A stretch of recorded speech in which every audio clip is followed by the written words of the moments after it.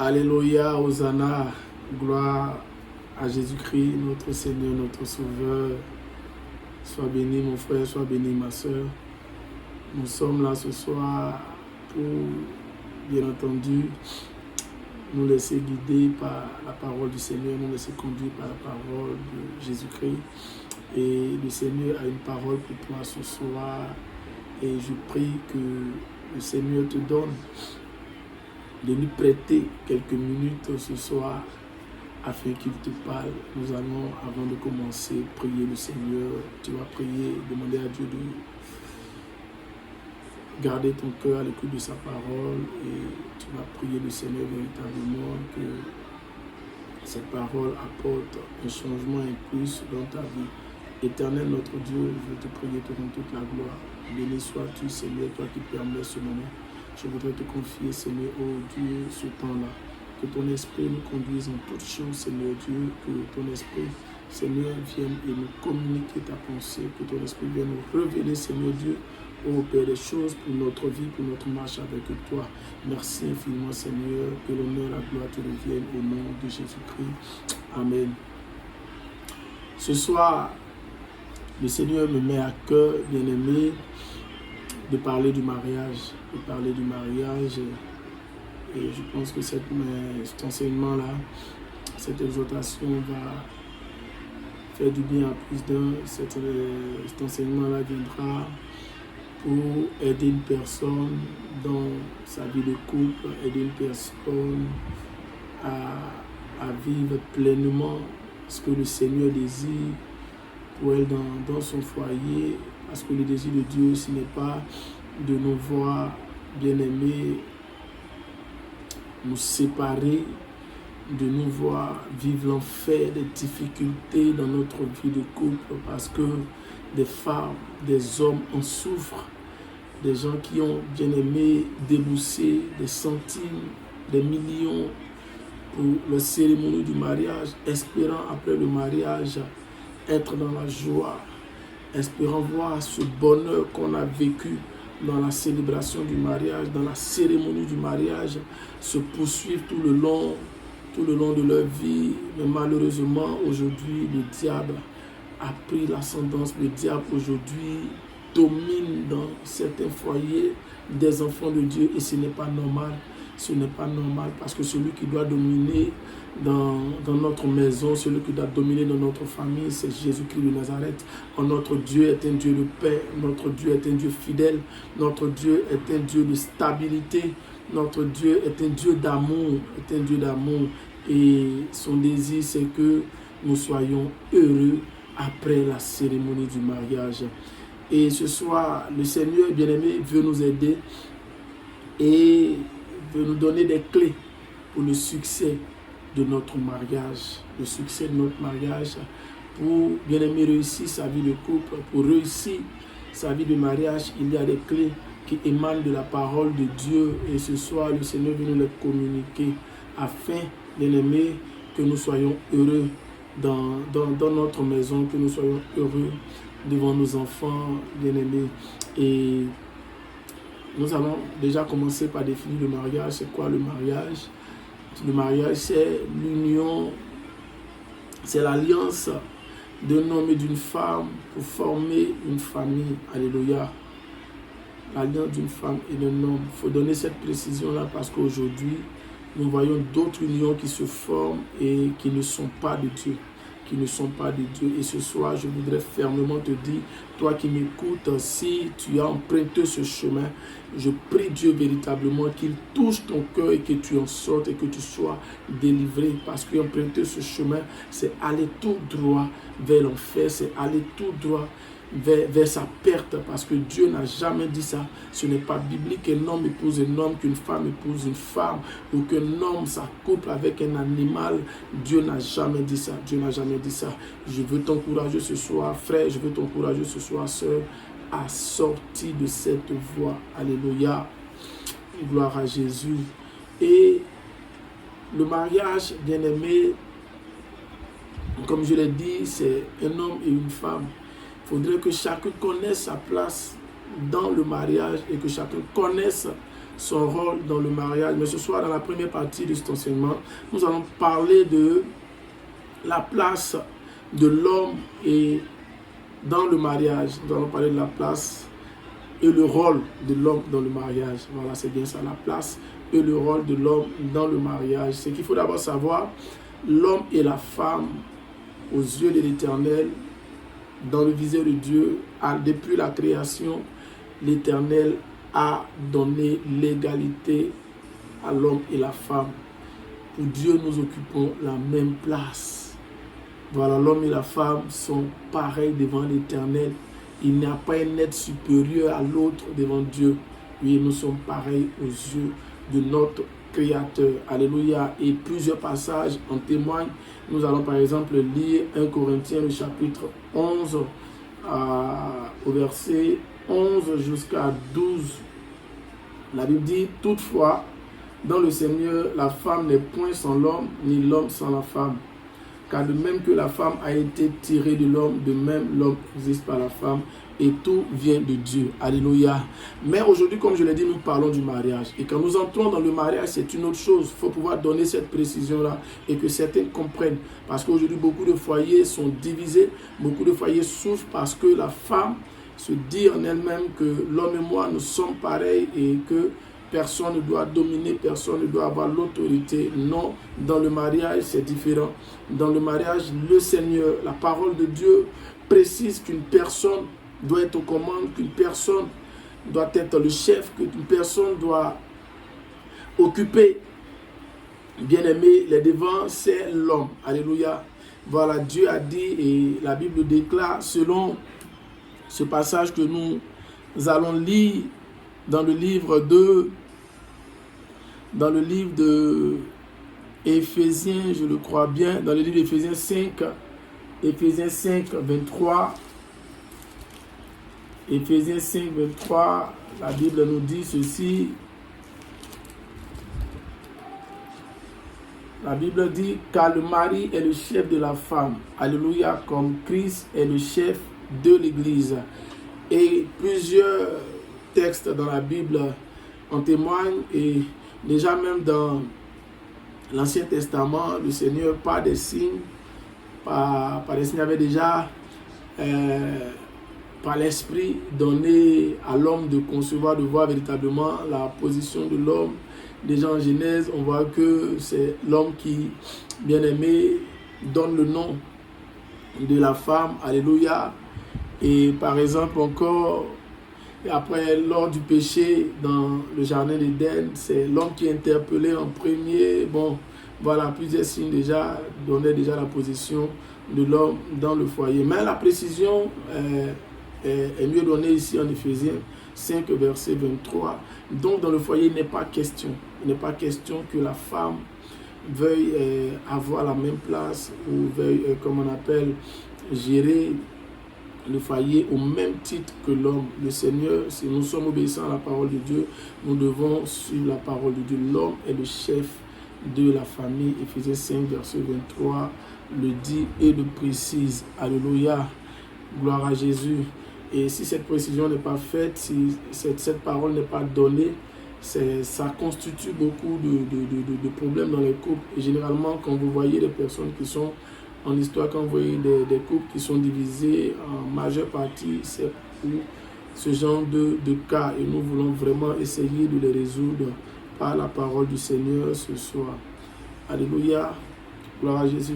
Mais dans le même passage d'Éphésiens 5 au verset 23, il y a une précision de taille qui est donnée et qui est beaucoup mal interprétée, ou je dirais, les gens le font sortir de son contexte. Vous savez, la parole de Dieu, quand elle sort de son contexte, elle devient un danger pour soi-même et elle devient un danger pour la personne à qui vous l'enseignez. C'est pourquoi il est très important de prêcher la parole de Dieu, d'enseigner la parole de Dieu, mais de rester dans la pensée de Dieu. De rester dans la pensée de Dieu. Parce que Dieu, derrière chaque message, derrière chaque enseignement, avait une pensée, ou du moins c'est une pensée. Et nous, en tant que serviteurs, nous devons rester dans la pensée du Seigneur. Éphésiens 5, verset 23 nous dit, car le mari est le chef de la femme, comme Christ est le chef de l'Église, qui est son corps et dont il est le sauveur. Ici, l'Éternel, notre Dieu, donne la place de l'homme, mais il donne un modèle. Il donne un modèle de chef que l'homme devrait suivre pour pouvoir gérer sa vie et pour pouvoir gérer son foyer. Mais malheureusement, les gens se limitent, sinon l'homme se limite en majeure partie à cette première partie de ce verset-là. Oui, tu es le chef de la famille. Oui, tu es le chef devant la femme. Mais quel chef? Quelle autorité, bien-aimé, tu devrais manifester dans la vie de couple, dans ton foyer. Et l'Éternel, par amour pour nous, nous donne un modèle. Et ce modèle-là, c'est Jésus-Christ de Nazareth. C'est Jésus-Christ de Nazareth. Le modèle d'homme que tu dois être, le modèle de chef que tu dois être dans le foyer, dans le mariage, ne doit pas être une copie conforme de l'attitude d'une autre personne, ne doit pas être, bien-aimé, cette autorité charnelle humaine que l'on peut exercer. Parce qu'aujourd'hui, on voit dans des foyers l'interprétation de ce passage, de ce verset-là, comment les hommes l'interprètent. Ils l'interprètent par la dureté, ils l'interprètent par la violence, ils l'interprètent par la dictature, ils l'interprètent par des prises de position qui vraiment dérangent. Et ce soir, je voudrais aider un homme, je voudrais aider un frère, je voudrais aider un jeune frère. Véritablement, Dieu t'a donné un modèle à suivre. Et crois-moi, si tu suis ce modèle-là qui est Jésus-Christ de Nazareth, tu connaîtras la paix dans ton foyer. Tu connaîtras la paix dans ta vie. Alléluia. Tu vas arrêter de souffrir. Gloire à Jésus. Méditons profondément cette parole-là. Méditons-la profondément. Le modèle de chef à suivre, c'est Christ. C'est Christ. Et nous devons d'abord connaître Christ. Comment Christ était, comment Christ a vécu, quelle attitude avec Christ, comment Christ manifestait son amour pour l'Église. Alléluia. Gloire à Jésus. Christ a aimé l'Église qui n'était pas parfaite. Christ a aimé le monde jusqu'à livrer sa vie pour nous. Donc ton amour pour ton épouse doit t'amener à atteindre cette dimension. Alléluia. Christ a aimé des gens qui n'étaient pas parfaits. Christ a aimé des gens qui n'étaient pas saints. Donc cette femme que tu vas chercher chez ses parents, cette fille que tu as connue n'est pas parfaite. Elle n'est pas parfaite. Mais à cause de l'amour que tu as pour elle, ton devoir, c'est avec l'aide du Saint-Esprit, avec l'aide du Seigneur, de la parfaire. Alléluia. Et cela est possible. Gloire à Jésus. Si Christ est arrivé par amour à transformer nos vies, et que sa parole dit que nous devons aimer comme Christ a aimé l'Église, cela voudrait dire que tu as aussi la capacité de faire changer ton partenaire. Alléluia. Et cela est possible.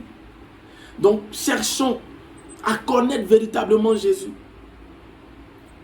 Cherchons à savoir qui était Christ, quels étaient les sentiments que manifestait Christ vis-à-vis de l'homme, vis-à-vis de son Église. Alléluia. Gloire à Jésus. Donc notre vie de couple, notre foyer ne doit être motivé que par ça. Par ça. Dans toutes mes actions, il faut que je me réfère à la vie de Christ. Il faut que je me réfère à ce que Jésus était. Alléluia. Je me souviens que Jésus est arrivé dans une ville où les gens l'ont rejeté. Et ses disciples, à côté, ont demandé au Seigneur de brûler cette ville. Il leur a dit non. C'est ce genre d'attitude-là qu'un homme doit avoir vis-à-vis de son épouse. Elle peut être dans l'erreur. Elle peut te manquer de respect. Elle peut t'humilier. Elle n'est pas ce que tu attends. Alléluia. Ce que tu as conçu dans ton esprit, le modèle de femme que tu as conçu dans ton esprit, peut-être depuis le mariage, c'est une autre personne. Oui, mais Dieu te met devant cette situation parce qu'il voit en toi un petit Christ qui est capable de régler ce problème. Si Christ a réglé le problème de l'humanité et qu'on nous demande d'être le modèle de Christ dans le foyer, c'est que tu peux aussi toi régler ce problème-là. Et l'Éternel t'en a donné les capacités. Ne laisse pas le diable te dominer. Ne laisse pas les mauvaises pensées te dominer. Ne laisse pas les défauts de ton épouse te détruire. Ces défauts-là, c'est toi que l'Éternel a placé dans ce foyer-là pour les régler. C'est toi que l'Éternel a mis là. Oui, tu es venu dans ce couple, tu es venu dans ce foyer-là. Parce qu'il faut que par toi, elle soit transformée. Il faut que par toi, elle soit transformée. Nous étions braqueurs, nous étions voleurs, nous étions ivrognes. Mais quand nous avons rencontré le Seigneur Jésus-Christ sur le chemin, là où tout était dur, Christ nous a transformés à cause de son amour, sans rien attendre de nous. Alléluia. Sans rien attendre de nous, il nous a transformés. Gloire à Jésus. Mais nous aujourd'hui, nous attendons tellement de notre épouse. Nous attendons tellement d'elle qu'elle fasse beaucoup d'efforts. Alléluia. Et l'impatience gagne du chemin. L'impatience. Christ a été patient pour toi qui m'écoutes ce soir. Il a été patient parce qu'il avait besoin de toi. Tu as besoin d'elle. Oui, c'est avec elle que tu dois passer toute ta vie. Ne laisse pas le diable te faire penser une autre chose. Et Christ compte sur toi. Par amour, cet amour qui t'a conduit au mariage, cet amour qui t'a conduit devant le maire, cet amour-là, tu dois le manifester dans les moments difficiles pour ton épouse. Alléluia. Gloire à Jésus. Et le Seigneur veut tellement nous aider. Aujourd'hui, excusez-moi, loin de dénigrer quelqu'un, loin de saboter une personne, mais je préfère pour toi, frère, je préfère pour toi que ta source de motivation, je préfère pour toi que ton repère, je préfère pour toi que ton guide soit la parole de Dieu que les hommes sur les réseaux sociaux. Beaucoup parleront de leur expérience, mais l'expérience de Paul n'est pas l'expérience de Matthieu. L'expérience de Eric n'est pas l'expérience d'Hervé. Alléluia. Gloire à Jésus. Les coachs par-ci, les coachs par-là, alléluia, vont détruire ton foyer, vont détruire ta vie de couple. Je ne les rejette pas. Alléluia. Gloire à Jésus. Mais que la parole de Dieu soit la source, là où tu vas puiser pour résoudre les problèmes de ton foyer. Alléluia. Gloire à Jésus. Dieu ne se trompe jamais. Et Dieu ne ment jamais. Ce que Dieu enseigne est pour le bien-être de l'homme. Ce que la parole de Dieu nous communique est pour nous emmener à des destinées glorieuses. Le souhait de l'Éternel, c'est que ta maison soit en paix. Le souhait de l'Éternel, c'est que tu cesses de passer des nuits blanches. Le souhait de l'Éternel, c'est que tu ne penses pas que la solution est dehors entre les mains d'une autre femme. Non, celle qui doit faire ta vie, c'est celle que l'Éternel a mis devant toi. C'est celle avec qui tu es aujourd'hui. Cette paresseuse, cette femme sale, cette femme insoumise, c'est elle ta femme. L'Éternel l'a envoyée pour que toi, tu arrives à la parfaire avec l'aide du Saint-Esprit. Et cela est possible. Cela est possible. Il y a des cas que l'on a traités impossibles sur la terre. Il y a des personnes qu'on a dit qu'ils ne pouvaient plus jamais être converties. Oui, des personnes, ce genre de personnes, tu les as vues. Mais l'Éternel, par amour, a transformé ces personnes. Et donc, si Éphésiens te convainc d'être un chef, mais d'être le modèle de Christ, c'est parce qu'il a vu en toi cette capacité de pouvoir résoudre les problèmes de ta femme. Alléluia. C'est parce qu'il a vu en toi. Et la Bible nous dit que l'homme quittera son père et sa mère et s'attachera à sa femme. Cette précision, sa femme. Ça voudrait dire que celle qui est dans ta vie n'est pas une femme, mais c'est ta femme. C'est ta femme. Et tu dois la supporter comme Christ nous a supportés. Pendant 10 ans, Jésus ne t'a pas rejeté. Pendant 20 ans, le Seigneur ne t'a pas rejeté. Mais pourquoi toi, après 1 an de mariage, 6 mois de mariage, tu as envie d'abandonner? N'abandonne pas, frère. N'abandonne pas. C'est l'œuvre du diable. Il faut bannir ces pensées-là de ton cœur. Ce sont des pensées très erronées. Il faut les bannir de ton cœur. Ne la laisse pas. Ne la laisse pas à cause de ses erreurs. Ne la laisse pas à cause, bien-aimé, de quelque chose qu'elle aurait fait. Ils vont te donner des conseils dehors. Non, ce n'est pas elle ta femme. Ce n'est pas elle, c'est ta femme. C'est ta femme. Alléluia. Gloire à Jésus. Et je voudrais aussi, à côté de cela, dit à une personne, nous souffrons généralement dans les mariages parce que l'avant-mariage a été maltraité. Oui, l'avant-mariage a été maltraité. Aujourd'hui, l'on est pressé de se marier pour satisfaire à des responsabilités à l'église, pour certains serviteurs, pour certaines servantes. Alléluia. L'on est pressé, nous devons prendre le temps de connaître notre partenaire et d'interroger le Seigneur, de demander l'aide du Seigneur. Celui qui sait compter sur le Seigneur le conduit selon sa volonté. Alléluia. Gloire à Jésus. La volonté de Dieu est la meilleure. Laisse la volonté de Dieu se faire dans ta vie. Ne te précipite pas. Ne te précipite pas. Prends le temps qu'il faut. Prends le temps qu'il faut et compte sur le Seigneur pour choisir celle avec qui tu vas passer l'éternité. C'est très important. C'est très important. Ne fais pas de choix dans la chair. Ne fais pas de choix après une soirée, bien-aimé, où on s'en est enivré de bière, de vin et décider d'épouser une femme. Ne fais pas de choix après des promesses. Mais que ton choix soit la conviction du Saint-Esprit. Alléluia. Que tes choix soient la conviction du Saint-Esprit. L'homme, dans la relation, doit agir avec sagesse. L'homme dans la relation, comme la Bible dit, lisons 1 Pierre 3, verset 7.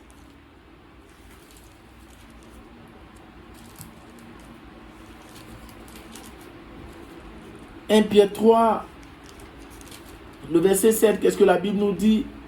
Marie, montrez à votre tour de la sagesse dans vos rapports avec vos femmes, comme avec un sexe plus faible. Honorez-les comme devant aussi hériter avec vous de la grâce de la vie, qu'il en soit ainsi, afin que rien ne vienne faire obstacle à vos prières. » Alléluia. Gloire à Jésus. Marie, montrez à votre tour de la sagesse avec vos femmes. Comme était un sexe plus faible. Ta femme et toi, vous n'êtes pas pareil. La femme a besoin de douceur. La femme a besoin de plus d'amour. Alléluia. Ton autorité, ce n'est pas dans les verbes. Manifeste ton autorité dans l'amour. Ton autorité, ce n'est pas dans la colère. Ton autorité, ce n'est pas dans la violence, mais dans l'amour. La Bible dit que la femme est un sexe plus faible. Elle a besoin de plus d'attention. Elle a besoin de plus d'affection. Elle a besoin qu'on prenne soin d'elle. Elle a besoin qu'on prenne soin d'elle. Et la Bible, dans ce passage, nous dit, afin que rien ne vienne faire obstacle à tes prières. Parce que la femme que Dieu t'a donnée est une source de bénédiction pour toi. Et quand elle pleure, quand elle passe des nuits blanches, quand elle est triste, il y a des effets négatifs qui viendront forcément, bien-aimé, planer sur ta vie. Oui, parce que Dieu veut que par toi, ta femme soit heureuse. Dieu veut que par toi, ta femme soit respectée. Dieu veut que par toi, ta femme soit vue comme un modèle pour d'autres personnes. Pour d'autres personnes. Alléluia. Prends soin de ton épouse. Il y a des hommes qui ne pensent qu'à eux.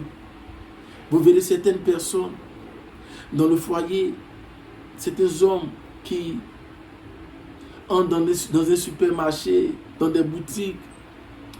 Il ne faut même pas semblant de passer là où il y a les articles de femmes, les rayons de femmes, là, ils évitent. Moi, ils ne pensent qu'à eux. S'acheter des Lacoste, s'acheter des t-shirts, s'acheter ceci, cela. Mais se réjouissent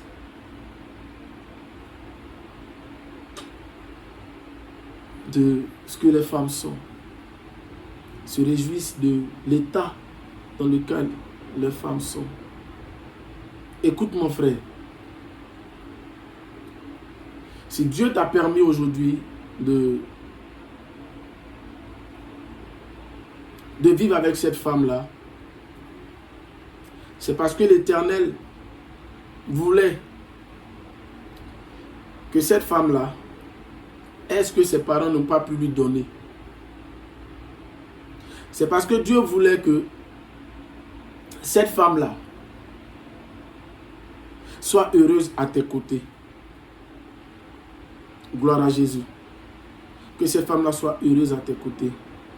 Que ta femme travaille. Ne cesse pas de prendre soin d'elle. Que ta femme exerce une activité. Ne cesse pas de prendre soin d'elle. Occupe-toi de ta femme. Réjouis le cœur de ta femme. Réjouis son cœur. Réjouis son cœur. Parce que c'est elle que tu as choisi. Il faut que ta femme impose le respect à cause de toi. Il faut que ta femme impose le respect à cause de toi.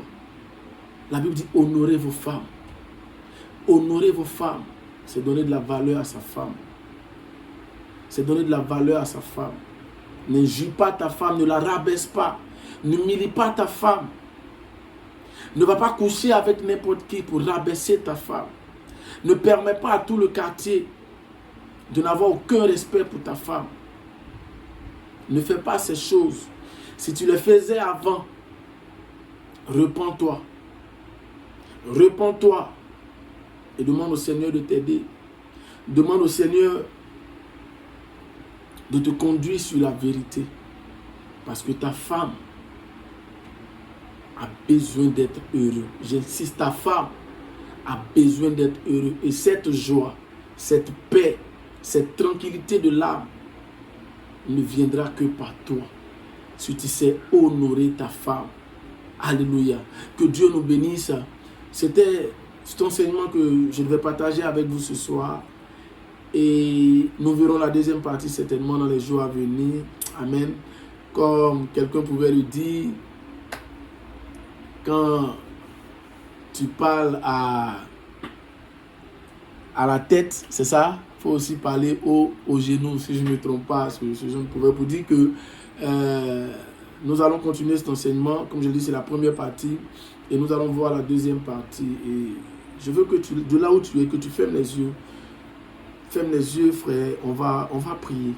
Seigneur, je veux, Dieu de gloire, Dieu de bonté, toi qui peux toutes choses ce soir, te confier, Seigneur, la vie d'une personne, oh Dieu, qui a écouté cet enseignement, Seigneur, qui a longtemps cherché la solution à son problème de foyer, qui n'en trouvait pas. Je prie, Seigneur, ce soir, que tu touches au cœur de cette personne, Seigneur, afin, Seigneur, d'apporter la vie, Seigneur, dans sa maison, là où il y avait la mort, Seigneur, afin d'apporter, Seigneur Dieu, la joie, là où il y avait la tristesse, Seigneur.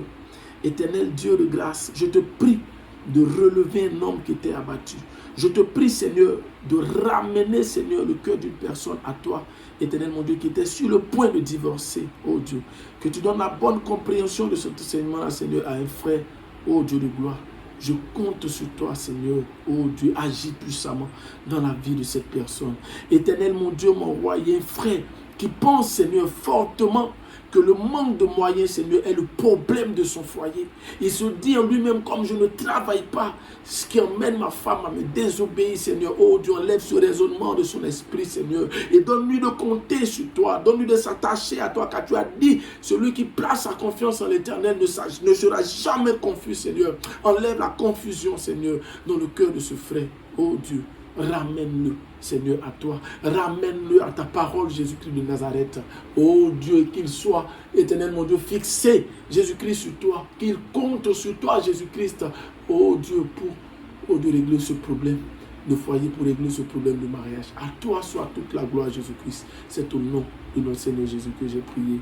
Amen. Que Dieu vous bénisse. Bonne nuit pour toi, bonne journée pour toi. Ça dépend de l'heure à laquelle tu reçois ce message.